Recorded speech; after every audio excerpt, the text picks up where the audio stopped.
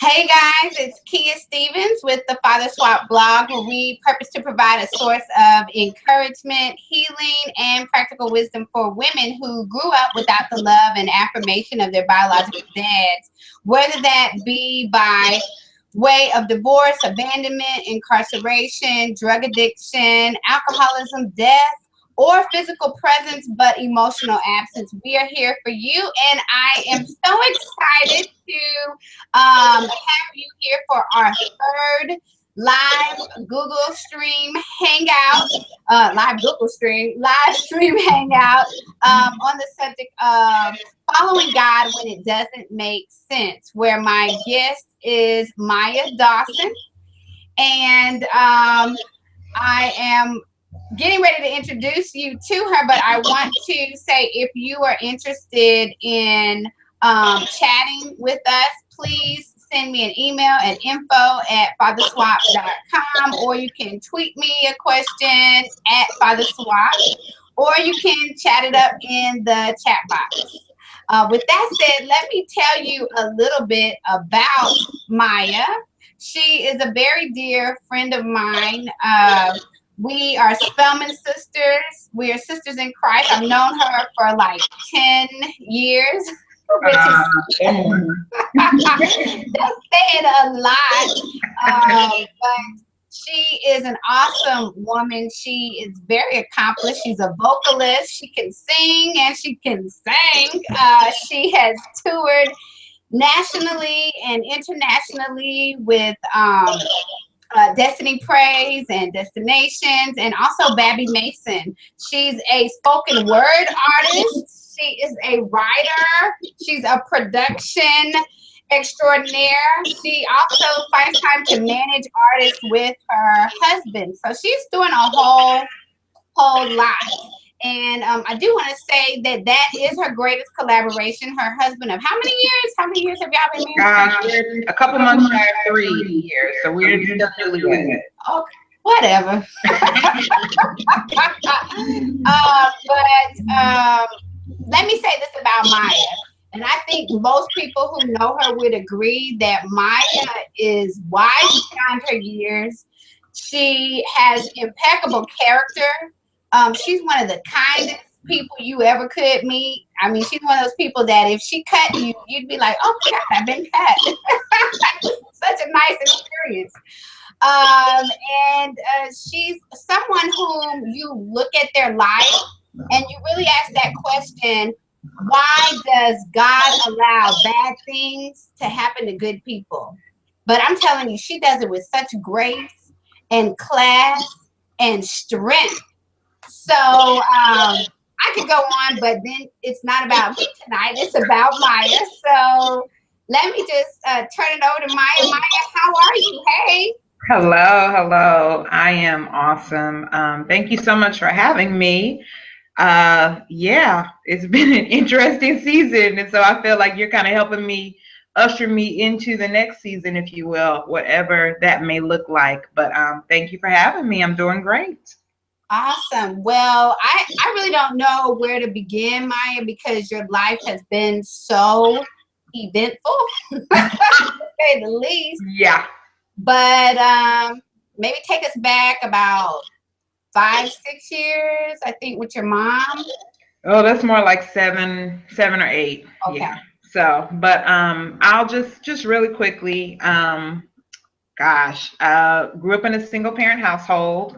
My mother and I were very, very close, and was born in Gary, Indiana, and raised in Minneapolis, Minnesota. Came to Spelman College for undergrad, and ended up here in Atlanta, and have been here now for over half of my life. And that's actually, of course, where I met Miss Kia.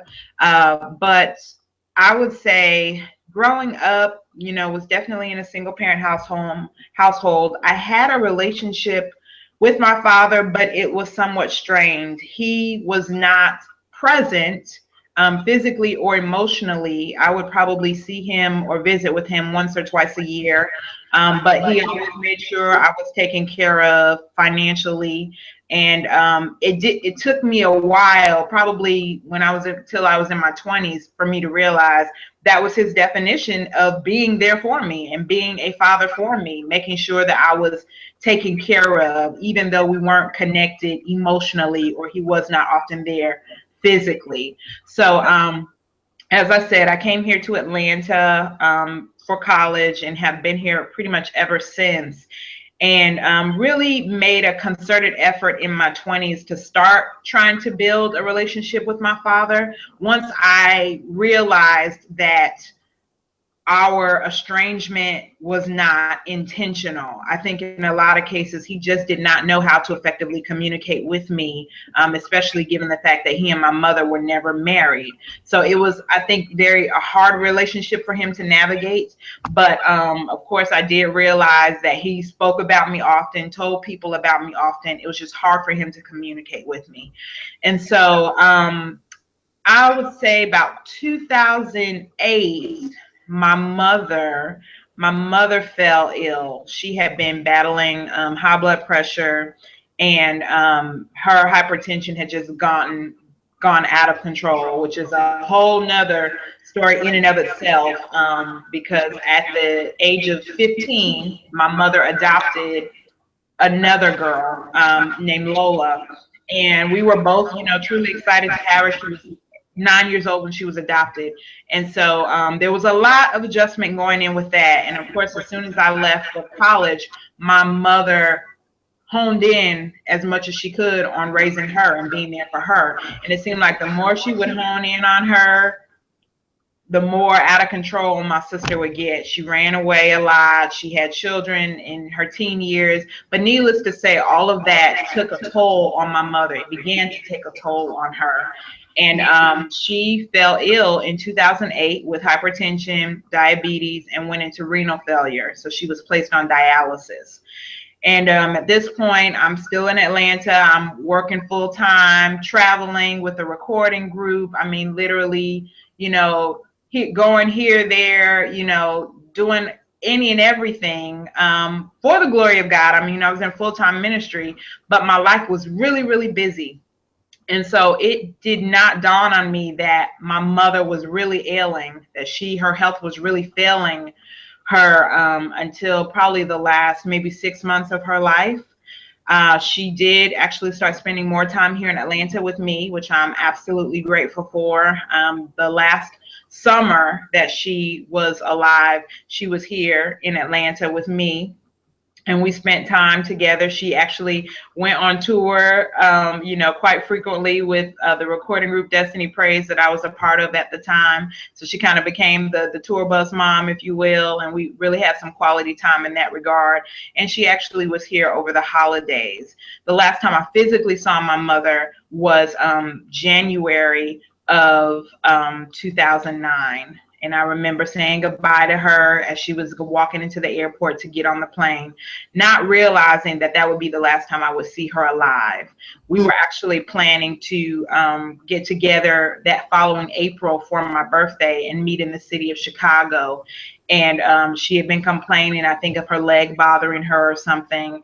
And it seems like it may have been a blood clot or something that did travel to a lung and caused her to pass away. And so in April of 2009, I lost my mother, which was very, very challenging for me because, as I stated earlier, she was like my best friend. I mean, for the longest, before my sister was even adopted, it was me and her.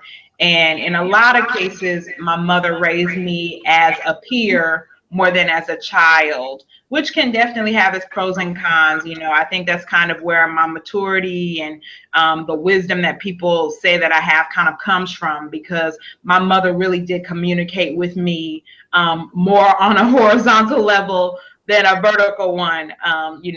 But at the same time, I knew when we were struggling financially.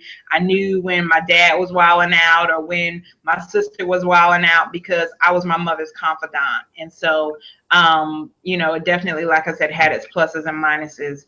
But I will say, after the passing of my mother, it really caused me to slow down and to really pay attention to my relationships. I think so often we get caught up in reaching certain goals and attaining certain accomplishments that we don't realize the importance of the relationships that we have.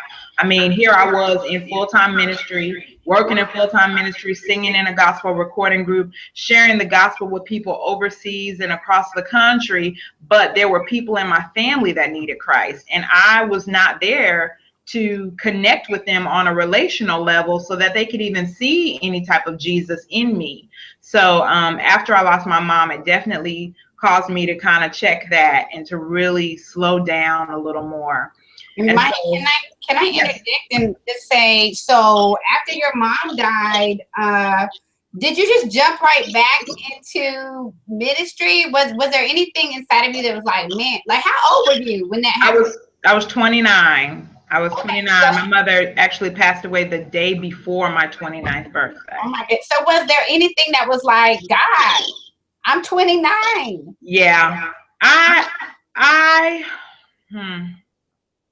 I mean, I remember feeling the shift when you go from your parents taking care of you to you having to take care of them. Like, I remember feeling that shift. I was walking down a hospital hallway to my mother's room, and I was like, I can't believe this is really happening. Like, she's incapacitated and I'm here having to make decisions and, be a support and be strong.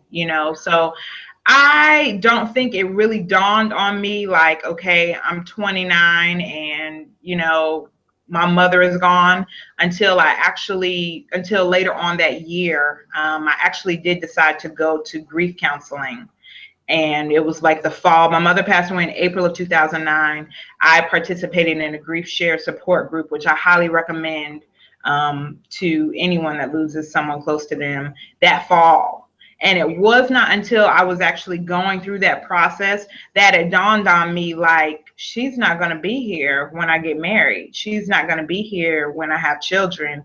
She's not going to be, I mean, like, that kind of stuff really started hitting me. And to this day, I hit different levels of grief. I hit a different level of grief when I got engaged and when I got married. We don't have children yet, but I'm sure I'll hit a different level because those are all incredible milestones that you would hope that your mother would physically be able to share with you. I love, oh, this is good. I love that you said that because I think the misconception that we have about grief is that it's a one-time deal. Like, I grieved and I'm over it. But no, you are constantly, grieving. I don't know, maybe my last Google Hangout person said that, but thank you for reiterating that we're not trying to get to this destination of, oh, I've grieved everything. No, it hits you. You could be looking at a Yeah. commercial and you're like, man, I'm Yes. jacked up. But understand there is a healthy way to grieve. I think a lot of times, especially if I'm honest, in the Black community, there's not it's not encouraged to grieve. We just kind of sweep things under the rug and we keep it moving, and then it manifests itself in other ways that are dysfunctional. So first of all, acknowledging that you have to grieve, I think, is healthy. But oftentimes too, sometimes I see people reliving the loss, if that makes sense. And that's not the healthiest thing. I'm trying to think of the closest or the best example I can give you. I think oftentimes when people focus more so on the person's death than the person's life, that can kind of walk the line of not being so healthy, if that makes sense, or where you're constantly reliving when that person left you or how they left you. So you just want to make sure that you are not using it as an excuse to stay in the same place also. But I always tell people, allow yourself to feel whatever emotions come, because the Holy Spirit will walk you through them. Even the ones that you're ashamed of. If I'm honest, one of the emotions that I experienced in grieving my mother was relief. And not in relief like, oh, I don't have to deal with her anymore, but I was overwhelmed in the things that I was having to address in her life, from healthcare to debt to my sister and, you know, advising her in that whole element and her children. I mean, it was overwhelming. And I needed someone to actually release me and say it's okay to acknowledge that that is an emotion that you may feel at certain times. So, yeah, but I would definitely say it's a process. Absolutely. That's so good. That is so good because you were a caregiver. Yes. Caregiver. Yeah. So it's like, yeah, you're 29, but those are feelings that are, I would say, are common in people that are caring for somebody who cannot care for themselves and still trying to have their own life at 29. Yeah. Absolutely. Absolutely. So, wow. And I felt guilt. You know, I remember breaking down like at one point, like I should have paid more attention, or I should have slowed down more, or I should have listened, or I shouldn't have rushed her off the phone at last. I mean, like those are things that really gripped me. And it wasn't probably until this year that I was talking with someone in a counseling session and I was able to get a release, like really. So again, it's a process. So that was 2009, and I did slow down that year to answer your question. I honestly, 2009 was kind of a blur for me. I remember writing a lot, reflecting a lot. I had an incredible support base. So there were a lot of people that were there to support me and help me process through things.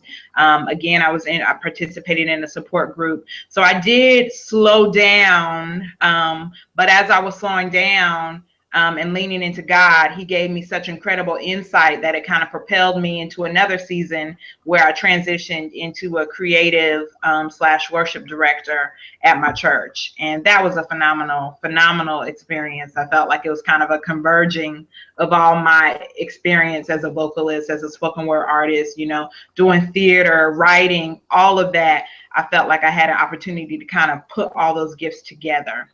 So in 2010, actually right around the 1 year anniversary of my mother's passing, I got a phone call from an uncle on my father's side who I can't tell you the last time I spoke to him. And he called and he said, you know, I think you should know that your father has been placed on dialysis. He is not doing well. So, of course, I'm grieving. This is the 1 year anniversary of my mother's passing, who passed away the day before my birthday. So I'm trying to figure out how do I reconcile grief with celebration and all that kind of stuff. And so to get this call literally right around that time was like, what in the world, God? Like, is there a black cloud hanging over me now? You know, is my date of birth cursed? Like, how does that work? What are you trying to show me here? So, and this is in a strange relationship. So I'm trying to figure out, what do you want me to do here? And he's suffering from similar symptoms that my mother passed away from. So I'm like, what in the world, God? Like, what in the world? So I was like, okay, well, you know what? The great thing about the relationship I had with my mother was there was nothing left unsaid. Even though I was not there when she physically passed away, I was at peace because our relationship was clear. There was nothing left undone or unsaid or attended to. Now, my father, on the other hand, was a completely different story. So I was like, God, clearly you're giving me an opportunity to reconnect, to reconcile, to heal, to restore, whatever that looks like. I have no idea what the end result of this is, but I know I need to capitalize on this season. And I know that my uncle, his brother, is reaching out to me for a reason. Now, hold on, Maya.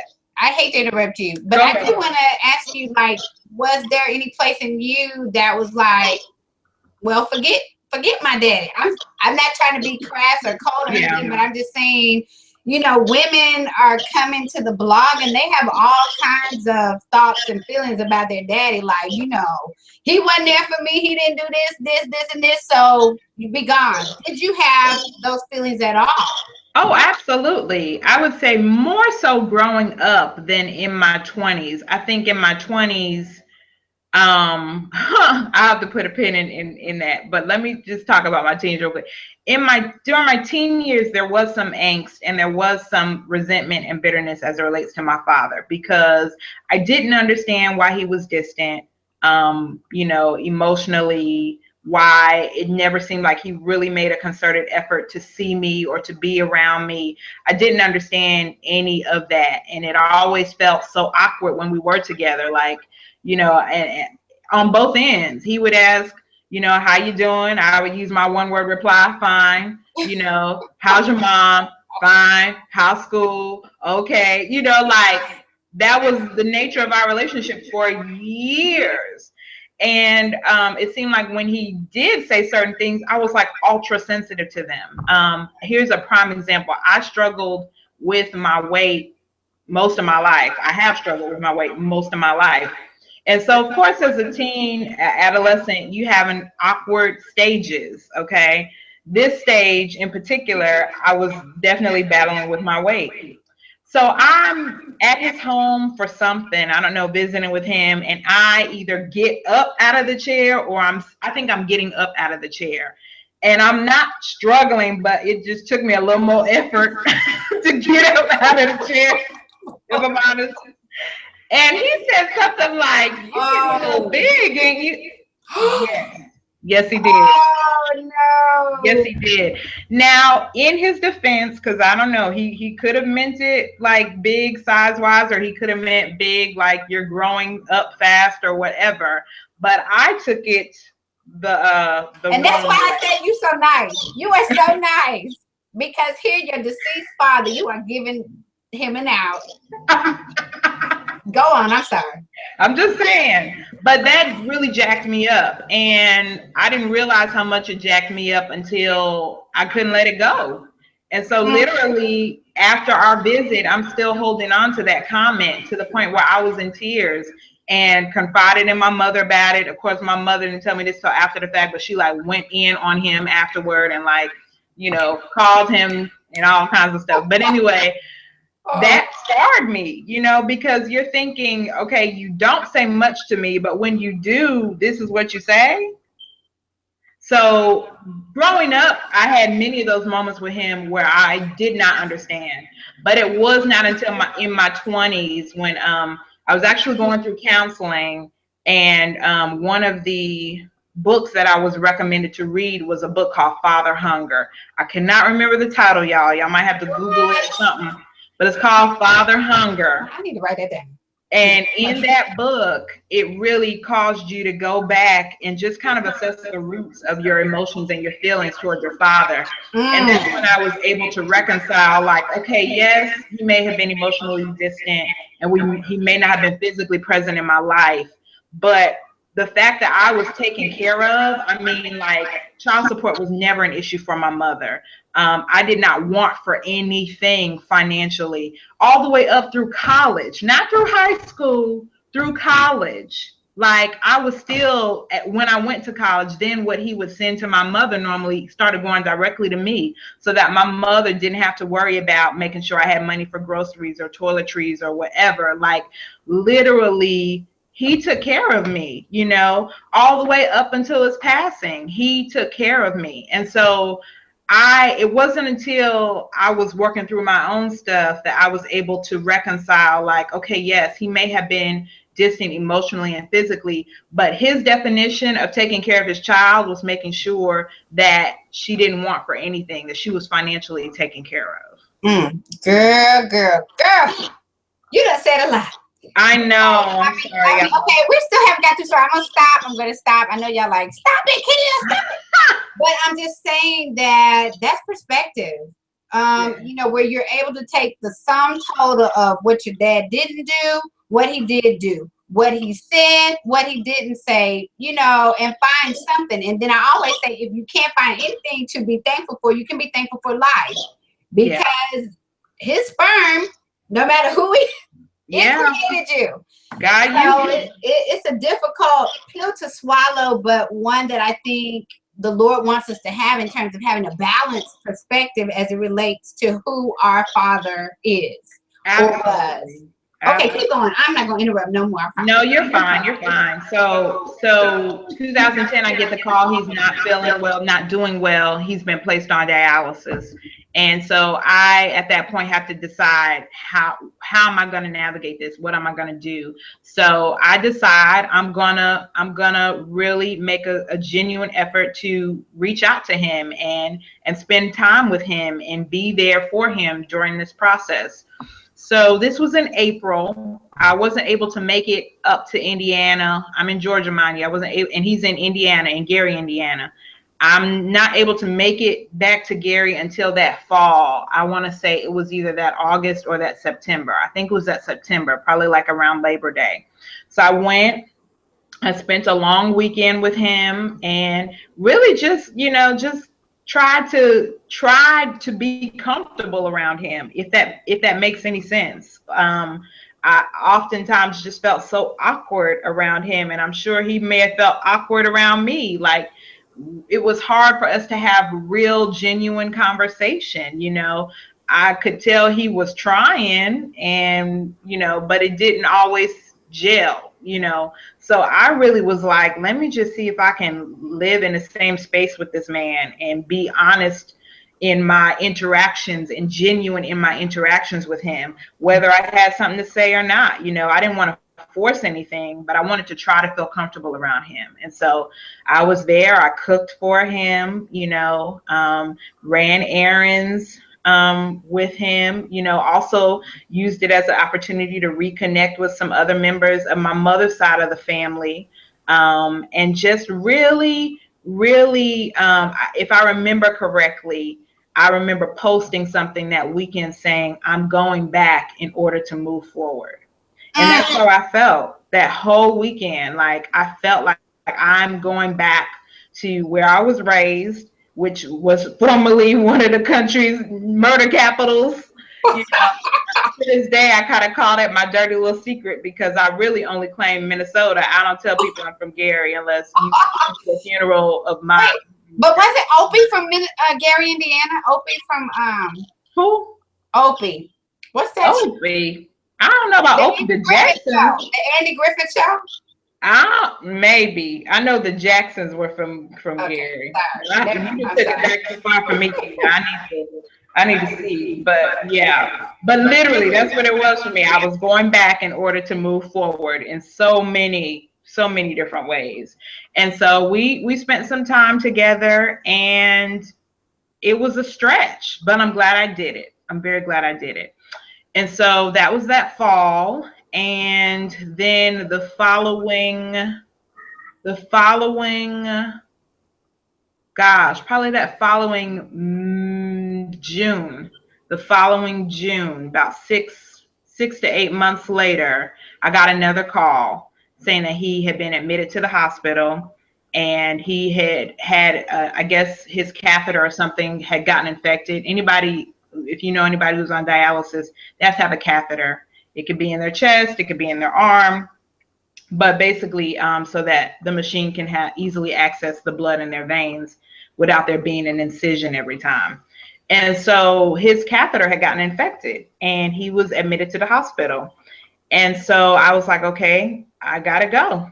So I went, and one of his brothers was already there, which was another awkward scenario, not because of who he was, but just because I didn't know him. I mean, I had engaged with him prior to, had gotten cards and such. Actually, his son went to Morehouse around the same time that I was at Spelman. So we connected a little bit, but it was like literally like going into just uncharted territory and having to just move past it in order to be there for my father.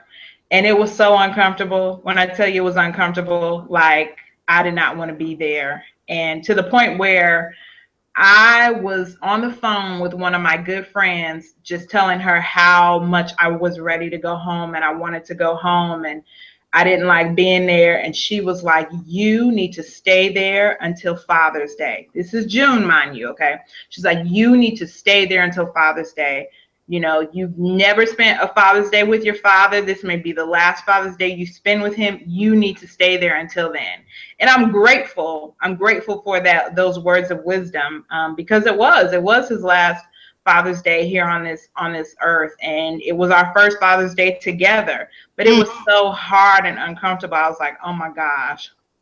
So literally, I stayed there about a week through Father's Day, came back, and with plans to go back and forth as long as I needed to, you know, to nurse him back to health. So I came back the latter part of June, and then was planning to go back to Indiana, like around, what was this, around probably around the 4th of July. Yeah. And so while I was here on my way back to Atlanta, I should say, my uncle called me from the hospital because my father had been just kind of in and out of being conscious. And he had was it a breathing tube or an eating tube? I think it was a eating tube. But anyways, he couldn't talk because he had a tube down his throat. And so my uncle called me. I was at the airport heading back to Atlanta, and he said, hey, I've got somebody here who wants to talk to you. And he put my father on the phone. And I guess he had, you know, started either breathing on his own or eating on his own so they could take the tube out. So he spoke to me very briefly, and he said he loved me. And those were my father's last words to me. Yeah, while I was in Atlanta, he passed away on July the 2nd. I was already planning to fly back. And so I flew back and handled all of his arrangements. And yeah, like literally grieved again in a completely different way. Grieved again. Oh, that's so good. I mean, I have so many thoughts. I should have been taking notes.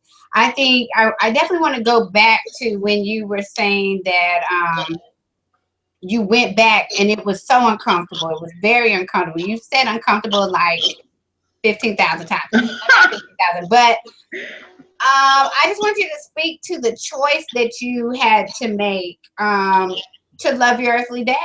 You know, the decision you had to make, the line you had to draw in the sand to say, come what may. I don't know how this man gonna act. I don't know what his brother's gonna do. I don't know if I'll be well received. I am choosing to love my father. Can you just speak to that for like 2 seconds? Then I gotta go someplace else. I got you. I think what helped me to make that decision was because I had just lost my mother, and I knew the importance of leaving nothing left undone or unsaid. And I genuinely believe to this day that my father hung on as long as he did and was in the hospital and everything because God needed to give me that window to reconcile with him, you know, and honestly to make sure he was going to heaven. Like I was able to have that conversation with him as well. Like there was a lot of stuff that God did over that, gosh, I want to say it was probably about a 4-week period that he was in the hospital and I was going back and forth. So I say that because that's why I knew I had to make the decision, if you will, because upon, you know, on the heels of or in the process of still grieving my mother, I knew the importance of it. And so at that point, it really wasn't about how I felt. It was about his time may be limited and I need to make sure that I have no regrets, you know, if and when he leaves this earth. And, yeah, and I knew it was intentional that window was there. And honestly, I remember saying, I was talking to some coworkers or some peers, and I was saying, you know, I'm determined to honor my father. I'm determined to honor my parents, to live out that commandment, regardless of the circumstances. So I just knew that was something that as a believer, as a follower of Christ, I was to do, despite how uncomfortable it was. And I knew the cost of it if I didn't. I knew I would regret it if I didn't. Lord have mercy. Can I just say I'm convicted? Let me just say, great. Thank you, Maya. This is why I love her. Hilarious. Anyways, so Maya, you Yes, have planned 2 funerals in 3 years? 2. They passed away about 2 years and some change apart. Yeah. Okay. So at this point, are you still getting back on a plane and singing across America, or are you No. like, what's going on? What's going on? I know at this point I'm being still and trying to lean on the Lord. I will say this though, after going through that entire experience with my father, I was like, I need a vacation. So I did get on a plane and go to Puerto Rico for about a week. But no, I had not been traveling as extensively during that time with the recording group. We kind of slowed up in the latter part of 2009. And that's when around the time that I was prepping to transition into the other role of worship director. So yeah. Okay. And then your relationship with God, what was it like after you lost both of your parents? I would say after losing my mother, it was I was much more acutely aware of God's presence. I genuinely felt the Holy Spirit walking me through every emotion, every task, every conversation. Yeah, I mean, I remember someone, at this time I wasn't on social media, but people wanted to know how I was doing. So they were literally taking pictures of me or posting things about me. And one of the posts was talking about how I always had my journal with me, because that was like what I was always writing in, or what I was always reflecting. I was always writing. Like I was very inward, very introspective after my mother passed. And I remember feeling like, how is the earth still spinning and my mother is not on it? Like, how is this even possible? Like, I felt like I was in an alternate universe. Like, it was just weird, you know. So I had many conversations with God, and oftentimes they were in the middle of the night, because that's when I would feel the loneliness. During the day, it's easy to kind of go through the motions and get stuff done and do what you have to do. But I would turn into like the biggest child at night. I mean, to the point where I had small group members that were spending the night with me probably the first month after my mother passed, just because that was the hardest time for me to really cope and deal with my mother's loss. After my father passed, I really felt like this is not fair, and why am I an orphan? If I'm honest, like that's exactly how I felt. Like, what is this? Like, I'm 31 years old and I am an orphan. This is not normal. Like, this is not normal. It's not. And so I was mad. I was frustrated. I was sad. I felt very lonely after my father passed. Okay. And you know what? Some of this stuff I don't think I knew, because I was having kids at that time. Yeah. And I completely lost my mind. So this is eye-opening. But I got my mind back. Well, probably, y'all gonna be like, no, you don't. No, you don't have that.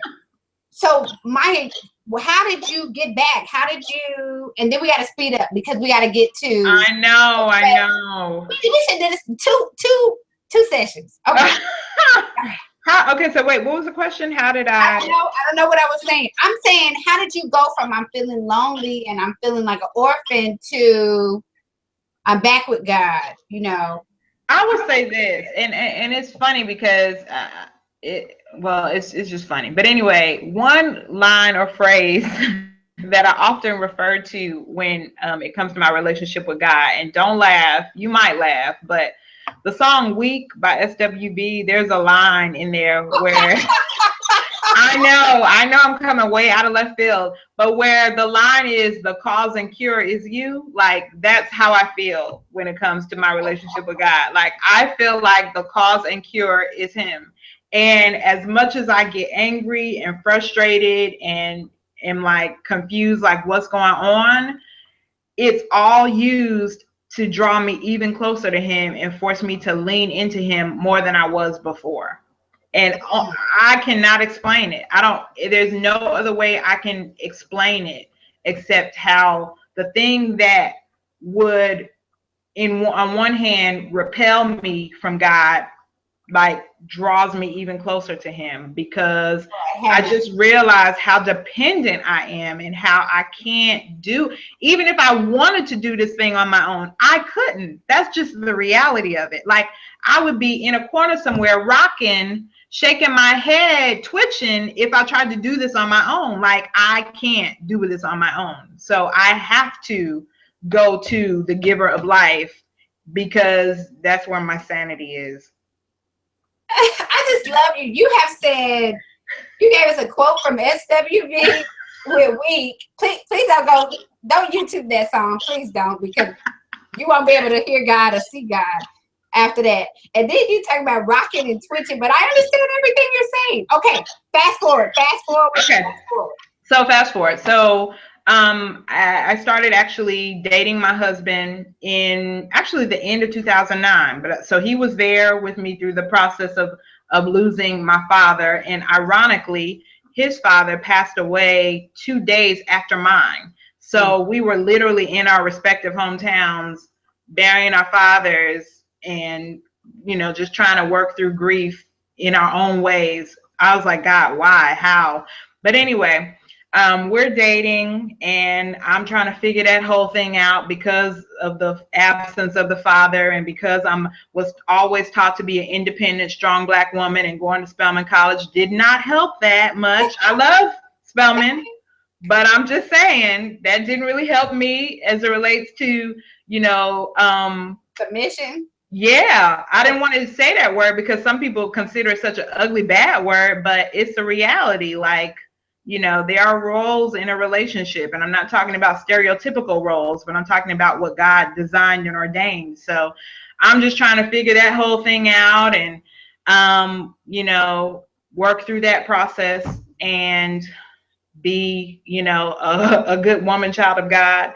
So anyway, we dated for about 4 years. He proposed in 2013, and I said yes.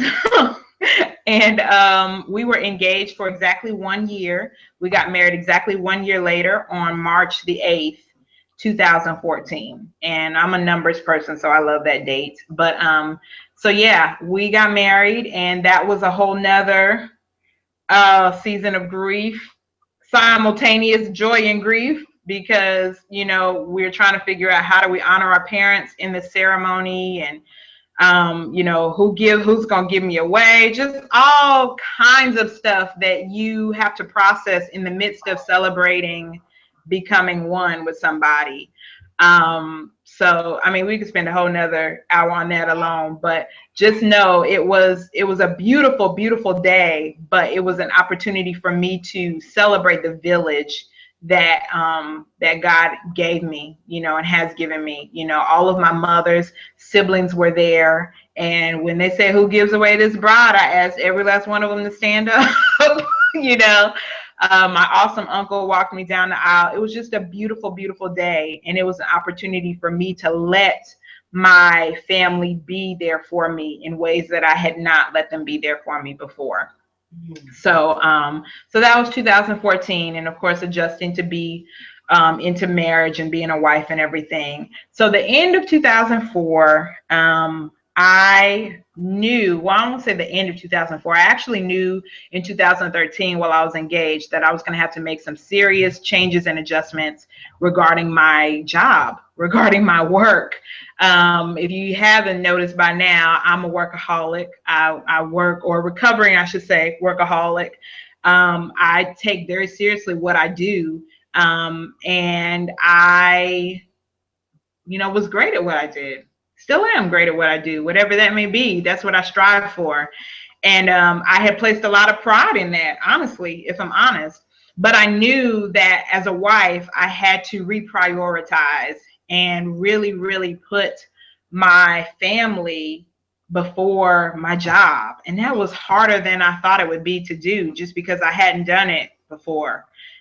So I knew there was some changes that needed to be made. And so I was kind of gearing up around our engagement time to transition out of my current job or position, because I knew I had to make some adjustments and I wouldn't be able to make those adjustments in the current role that I was in. So I held on as long as I could because I was really enjoying what I was doing. You know, we were trying to figure out the whole financial thing, what that was going to look like if I transitioned. And so I was like, okay, I'm going to do it just one more month. I'm going to do it just one more month. And finally, the fall of 2014, it was like, God was like, if you don't move, like, I'm going to dry up everything that you put your hand to. And I was like, oh my gosh, you're really serious. Like, you're really serious. It just became harder and harder and harder for me to do the things that were super, super easy. It felt like I was kind of walking through mud, if you will. And then that mud was turning into wet cement. And you know what happens to wet cement when it dries? It's just like, you ain't going nowhere and you're exerting all your energy. That's how I felt. And so I was like, okay, God, I hear you. I've got to take this step. And so we fasted, we prayed, and I knew December 31st of 2014 would be my last day in that role, in that position. I was scared. I didn't know what I was getting ready to do. I knew what I had been called to do, what we had been called to do as far as impacting the arts and entertainment industry and having a production company, but I didn't know where to start. So I was like, okay, I'm just going to be obedient. So I put in my letter of resignation. My husband supported me, and I left my job and set out to do contract work and really kind of test the waters to see, can I really make money doing this? You know, so I did project management, I did creative art directing, I did some writing, I did some speaking engagements, whatever I could kind of put my hand to see what would generate revenue, I did in 2015. Okay. So 2015, that summer, I went to see my OBGYN, and everything went smooth with the procedure, with your woman wellness visit. And so he goes back to look at my blood work, and he's like, something looks off. So I'm like, okay, I don't know how to respond to that. So he's like, well, I need you to go get a physical, get a physical, then may run some more tests and come back to me in a month. So I did that, went to get a physical. He was saying my blood pressure was spiking. So of course, given my family history, I was like, oh no, we're not playing with that. If I need to do a juice cleanse, if I need to change my complete diet, my health regimen, whatever, I will do it, because I'm not going out like my parents prematurely. And so I did what I needed to do, adjusted some things with food, diet, exercise, and ran some more tests. And they're like, your blood work still looks funny. And I'm like, I done lost 20 pounds. My blood pressure is doing great. But they're like, your blood work still looks funny. So I'm like, what are y'all talking about? So my primary care physician recommended that I go see a hematologist. She's like, I think you may have a blood disorder. So I'm like, okay, I can deal with a blood disorder. I don't know what that means, but it seems like something I can work through. So we go to see the hematologist, and we're sitting in the waiting room, me and my husband, and we're looking around. And we see a lot of people that are much older, in their 60s, 70s, 80s, and up. And quite a few of them don't have hair. And so my husband looks at me, he's like, are you sure we're in the right place? And I'm still super nonchalant, like nothing has registered. I'm like, babe, this is where they told me to go. I'm just here to see the man. This is what they told me to do. Let's just go, So we get called back into the room, and I'm talking to the nurse practitioner, and she's like, well, did your physician tell you why you're here? And I said, oh, she real lighthearted, real nonchalant. Oh, she said I might have a blood disorder, and, I need to, come here and have you guys check me out or whatever, And she was like, okay. And so she starts looking at my blood work and everything. And she's like, I think we may need to go forward with some treatment and possibly a transplant. And when she said those two words, I said, stop. Are you talking about cancer? is that what I'm here for? Like, are we talking about cancer? And that's when she looked me dead in the eye and said, I'm sorry, but yes. And I'm like, what? That's how you found out. That's how I found out. Girl. I thought I told you the story, Kia, but No, anyway. you did not tell me this story.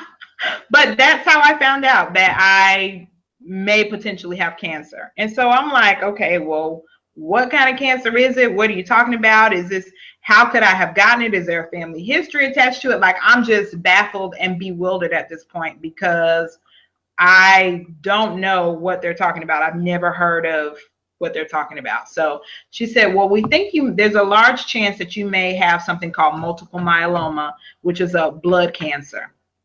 And so again, I had never heard of it, didn't understand what they were talking about. And I kept asking them, are you sure? Because I feel fine. Like, literally, I'm sitting there talking to them like I'm talking to you right now. Like, I feel fine. As a matter of fact, I just got off a cleanse and I'm feeling like, I mean, seriously, I'm feeling great. Like, what are you talking about? Oh my goodness. I did. That's how I felt. So yeah. So all that to say, they were like, well, we're gonna run some more tests, and we'll see what's what. So the doctor came in. He did, after they ran the test, he did tell me that I had multiple myeloma. The amazing thing is this. The amazing thing is this. The same doctor who, before they ran the test, when he was saying this is not, I'm 99% sure this is what you have, was quick to tell me we won't have children, was quick to tell me it will shorten my lifespan, it will probably be the cause of my death. I mean, like, literally was giving me all of that. This is the same doctor who, when I was formally diagnosed, said at the end of everything, may I pray with you? May I pray for you? And I mean, me and my husband were like, what? And not only may I pray for you, but when he prayed that I would be an exception to all of the statistics. Those were his words. Like, I was just like, oh my gosh, like, to see that thing come full circle. So yeah, I was diagnosed with multiple myeloma. Early, I would say we got 3 different opinions. So it went from stage 1A to stage 2 over the course of those 3 opinions, because I was not yet convinced that I had cancer. I was like, what are you talking about? So the 3rd opinion we got was with Cancer Treatment Center for America, and decided to go forth with chemo with them. And so I went through 6 rounds of chemo with them. The great thing about that process was that the treatment was not nearly as extensive as it could have been. I won't say extensive, taxing as it could have been. And I was able to maintain a pretty high quality level of life during that time. Most of the medicine that I was taking for chemotherapy, I was able to take orally. I was able to get one medication in the form of a shot that I would get weekly. So it was pretty, the regimen was pretty light, if you will, on the grand spectrum of things. I didn't really deal with a lot of nausea or diarrhea. Some I did, but it was not nearly as extensive. I didn't have to go through radiation. I didn't have to do any type of surgery. For the most part, it was that chemotherapy aspect, which was very fatiguing. And so I kind of scaled back. I told my employer or the person that I was doing contract work with at the time what was going on, and he gave me a lot of leeway to work from home and to scale back my hours. So it was really the grace of God, if I'm honest, that I was able to go through the process as smoothly as I did. So yeah, 6 rounds of chemo. And then June of 2016, I underwent a stem cell transplant. There are 2 types of transplants that you can do. One is where they take your own stem cells, and another is where they take the stem cells from someone else. So it was recommended that I take my own stem cells, at least initially, because they tend to be more successful then when you take someone else's stem cells, you always have to deal with whether or not the donor will accept or reject the cells from someone else. So I had a large dose of chemo right before that transplant, and that's when all my hair fell out. And I really thought that I was like gonna make it through because my hair was like, matter of fact, getting longer and thicker during the chemo process. And so I was like, oh, let me press it. Oh, let me color it. And then the transplant came, and they said I was gonna lose it, but it just didn't. It was staying. So I was like, maybe they're wrong. How about I went to wash my hair, and it was like that shedding, like when you're taking your braids out, but it was like nonstop to the point where it was like 2 or 3 strands left in my head. And so I was like, babe, it just got real. So yeah, so my hair fell out, and then I had the transplant on June 7th of 2016, and my recovery period, it goes from most critical days to least critical days. So the most critical days are the first 10 days where you pretty much don't have an immune system, and you're pretty much the weakest. And so it's really critical at that point that you don't get any infections because you don't have any line of defense to fight anything off. So if I get a cold or something, it could lead to pneumonia, or I could end up in the hospital because I don't have anything to fight it off. So the first 10 days are most critical. Then the first 30 days are the next critical, where you have to go and get fluids every day, and they're checking your vitals every day to make sure that your stem cells are creating marrow and rebuilding as they should. And then you have another 100 days, the first 100 days, where you can't really go out anywhere. You have to be in your home or at the hospital or at the doctor's, because out in public, you're more susceptible to germs. So it was a real journey. It still is a real journey, real process. I actually just completed. Oh, go ahead. I hate to interrupt you because it's so good. But my what was your conversation with God? You know, having cancer. Now you're what, 32? No, I was diagnosed at 35. Okay. And the weird thing is, because remember I told you I was in the waiting room and everybody was looking like super, like twice my age or whatever. And so when I was first diagnosed, they were telling me that most people that are diagnosed with multiple myeloma are in their 70s and up. So they were like, we don't really have record of people being in remission longer than 5 or 10 years because they're usually like much more older, So all of this was kind of new for the doctors that I was working with. I think they knew of maybe 1 or 2 other people that were in their 30s. I did find out later on of an 18-year-old that was diagnosed with it. But when I was first diagnosed, I think the youngest person that the doctor had worked with was like 28 years old. So yeah, so I was 35 when I was diagnosed. And my dialogue, I don't know if it was with God or with the devil or whomever, but I was like, are you trying to snuff me out? Are you trying to snuff me out? That was my dialogue. I literally felt like my lineage, my legacy, all of that was on the line. And I was just trying to be picked off. Like, first your mom, then your dad, and now you. Like, snuff me out. That's how I felt. And especially having no children at the time, I was like, oh, really? Like, really? You're trying to take my lineage? Like, that's how I felt. Those were the kind of conversations I was having. And how did you get through that? How did you, and where did you land? Yeah. Well, I will say this. God, in his absolute sovereignty, we decided to go to Cancer Treatment Center for chemotherapy, and they have a very holistic approach. So it's more than just an oncologist that I'm working with. I'm working with a naturopathic doctor. I also have access to things like acupuncture and massage therapy, and counseling, chaplains. And so when we went for our third opinion, we had a consult with a chaplain, incredible woman of God.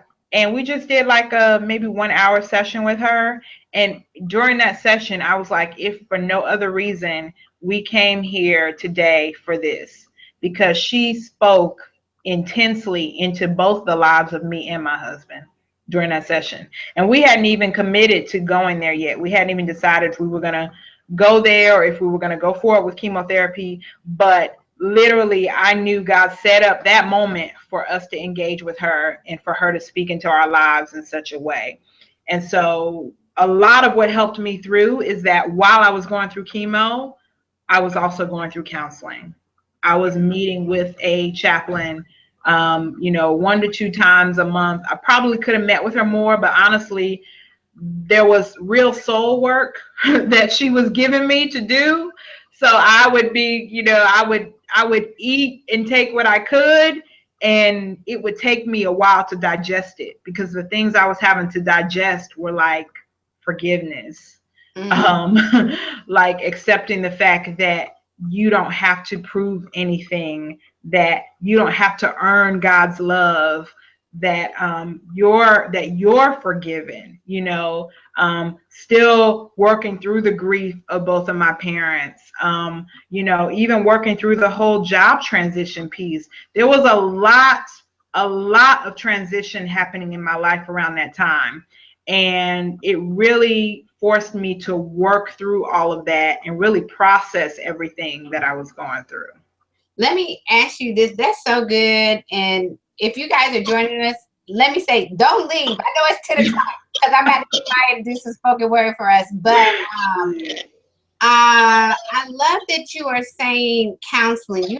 Counseling has kind of reverberated through this conversation, and it cannot be replaced. Sometimes you need an objective hearer that is not in your family.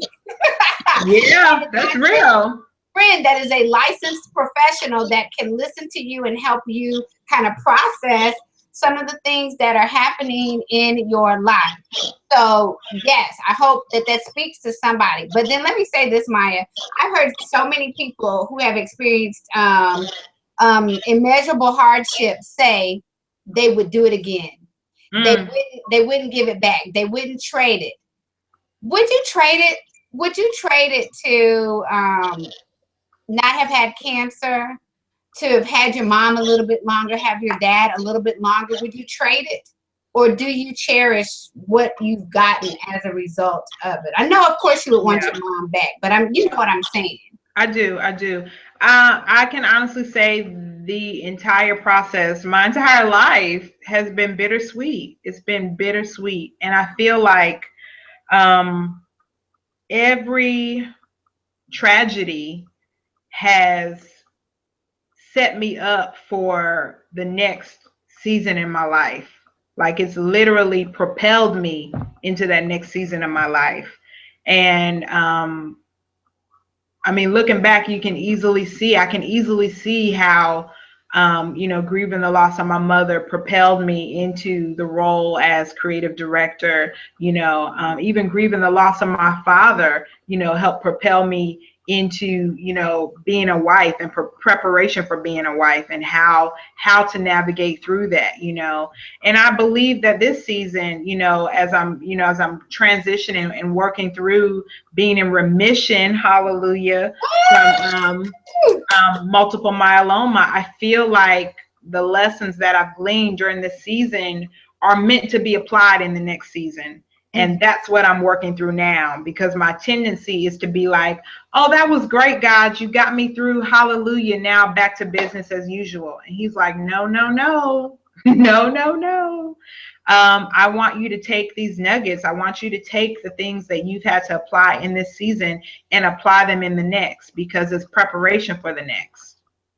That's so good. And God is such a master teacher. When we're looking at him like, what are you doing? He's like, I got a plan.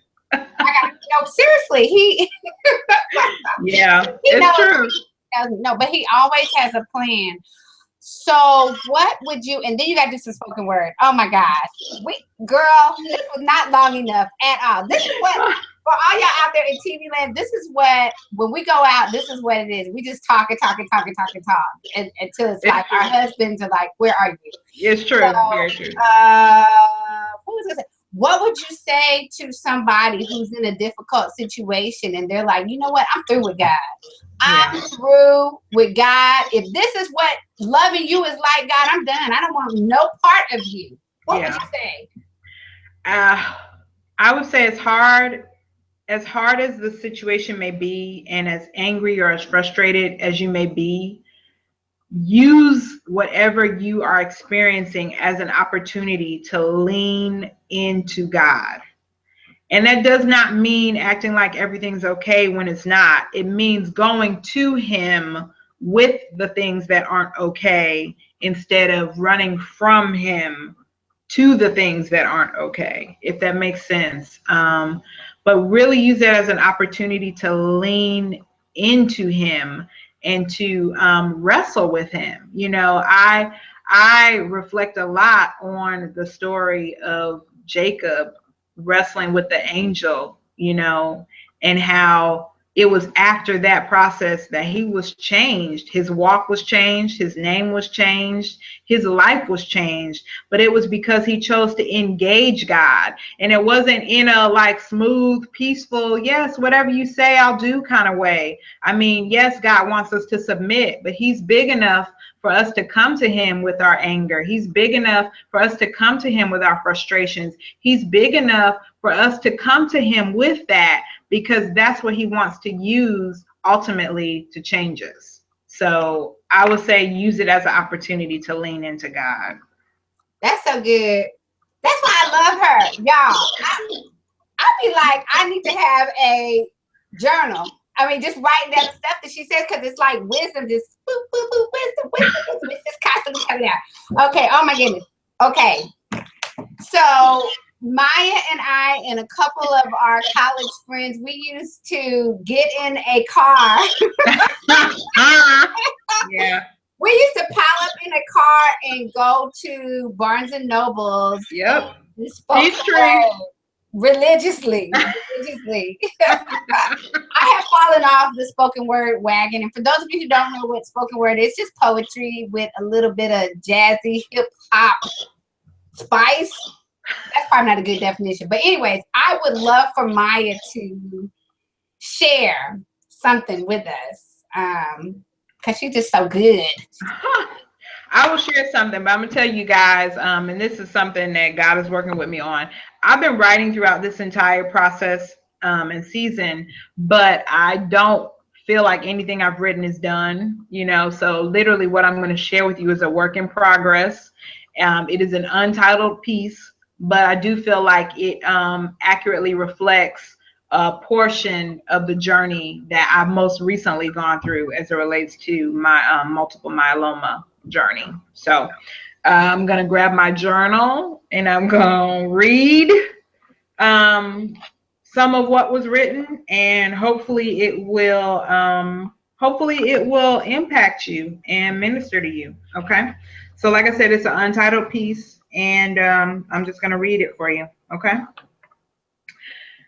I'm fighting for my life these days, one day at a time, one breath at a time. At the age of 29, she left me. 2 years later, so did he. I refuse to call myself an orphan because Daddy Most High has always been with me, but really? Did I have to become the poster child for footprints in the sand? I'm used to lending a hand instead of asking for one, being in control instead of losing it, and speaking of losing it, I'm losing it. This battle, it seemed, between generational curses and godly legacy, between my will and his will, I was reeling through time with no reason or rhyme, wondering why this road was so hard, and life had left me scarred. I chose the path of least resistance, hoping my persistence would earn me a crown, but the ground was hitting back with low blows. I didn't know it would be like this. How did I get here? Sowing a seed without a harvest in sight, it wasn't right, but I wanted righteousness. So I didn't complain, and I fought to stay sane in this crazy world. I couldn't win without losing, or better yet, fighting. I took a knee, to gather my thoughts and retain my place where wisdom speaks and humility sings songs, telling me less is more and simplicity is beautiful. And yes, I'm a mess. But the moment I admit it, he cleans me up from the inside out. It was time for me to ask for help, and not just ask, but receive. Not just grieve, but cleave to the lover of my soul. You see, all this time he had been waiting for me to tap into dependence daily, that is, not just when I'm down between a rock and a hard place, but when the sun is shining on my face and I need shades to keep me from blinding me to what really matters. Family, friends, and faith, and all the stuff in this world is never enough. My heart needed to be resuscitated, all clear, no fear, just faith. It was time for me to start living on my face and trusting in something bigger than me. If I was going to survive, no, scratch that, thrive, I needed to reset some things, forget some things, sublet some things in my heart. The heart is a interesting thing. It can grow cold and hard without me knowing, without me showing weakness. Bleakness creeps in, and before you know it, you're friends with sin, now choking the life out of you. I had to get back to better, know best, and rest in my weakness. Find strength in my meekness, because it's not all about me, and I can't do it on my own.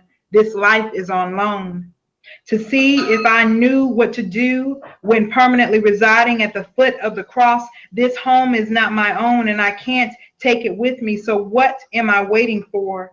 Temporary gifts from the tooth fairy instead of eternal life from the truth fairy? How contrary when Mary's lamb should be the focus, not some hocus pocus abracadabra. This cadaver needs is but dust, often led by lust of the eyes, lust of the flesh, and the pride of life, when I should be carrying myself as the wife that I am, married on earth, engaged to a king, the real reason why I sing, the author of being, shedding his blood as the ring, I am betrothed to perfection. So despite this election and its outcome, I know who holds the future, and I don't have to fret over taxes and debt or even nuclear threats, because this is not my home, and this body is on loan, though it works to earn interest on every gift entrusted to me. I see past the temporal and focus on the invisible. So now you see me. Now he frees me from hypocrisy, from democracy, from this face we see as life and all the strife within it. That was so good. Oh, wow. It's still in progress, y'all. So it may sound different. Just stop it. You're such a perfectionist. It was absolutely wonderful and a perfect summary to our conversation, which really needs to be an ongoing dialogue. I'm going to have you back so we can get phase 2, what God is doing next. And I know it's going to be amazing, because the nuggets of wisdom that you have grasped. And let me just say, some people go through stuff and they just get out of it, but they didn't learn anything. Yeah. You have learned volumes. And I feel like I'm sitting at your feet with a cup, like, can you pour some more, because I'm struggling in my life. But no, thank you. Thank you, Maya, for sharing, for being courageous, for going towards your places of difficulty with bravery, and really being present, fully present, taking notes, reflecting, so that you can come and have something to offer other people. Wow. So I feel blessed. I hope y'all feel blessed. Unfortunately, it's time for us to go to sleep. Imagine that. But I just want to, Lord, Maya, please share with us about the GoFundMe, and I'm going to link that also. Okay, awesome. We do still have a GoFundMe account up. It's gofundme.com/Dawsonville Journey.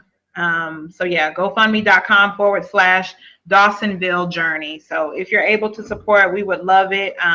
Like I said earlier, I'm doing very well. I'm officially in remission. We got some great news today, but we are still working through a lot of the bills that were accumulated during that time. And with me doing contract work, I did have to take some time off, and if I don't work, I don't get paid. So I appreciate any support anybody can provide in helping to finish out these remaining bills. Hallelujah.